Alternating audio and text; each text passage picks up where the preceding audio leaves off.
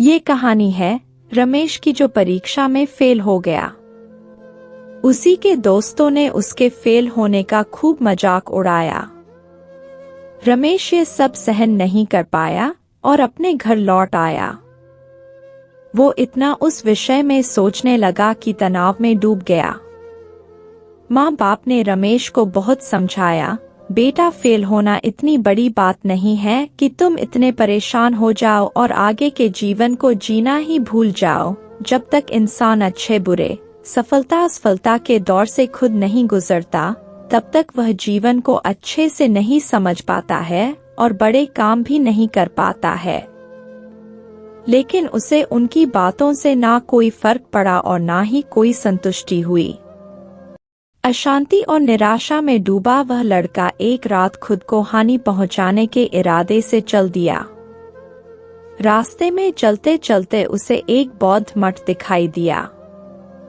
वहां से कुछ आवाजें आ रही थीं। लड़का उत्सुकतावश मठ के अंदर चला गया। मठ में एक बाबा कह रहे थे, बहता पानी दूषित क्यों नहीं होता? क्योंकि वह बहता है। उसके मार्ग में आने वाली बाधाएं उसे क्यों नहीं रोक पाती?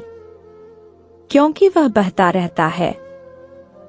पानी की एक बूंद झरने से नदी, नदी से महानदी और फिर समुद्र कैसे बन जाती है?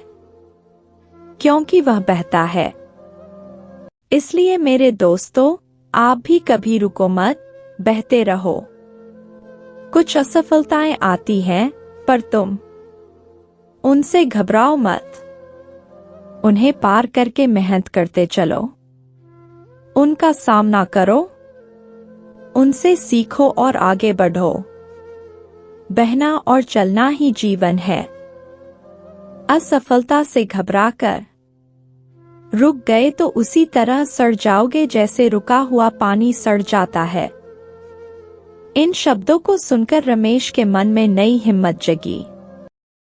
उसने मन में यह ठान लिया कि उसे भी बहते जल की तरह बनना है। इसी सोच के साथ वह घर की ओर मुड़ गया। अगले दिन वह बिल्कुल बदल गया। उसमें जैसी नई ऊर्जा आ गई। उस दिन के बाद कोई भी मजाक या बाधा उसे आगे बढ़ने से नहीं रोक पाई। बाद में आगे चलकर वो एक बहुत बड़ा आदमी बना।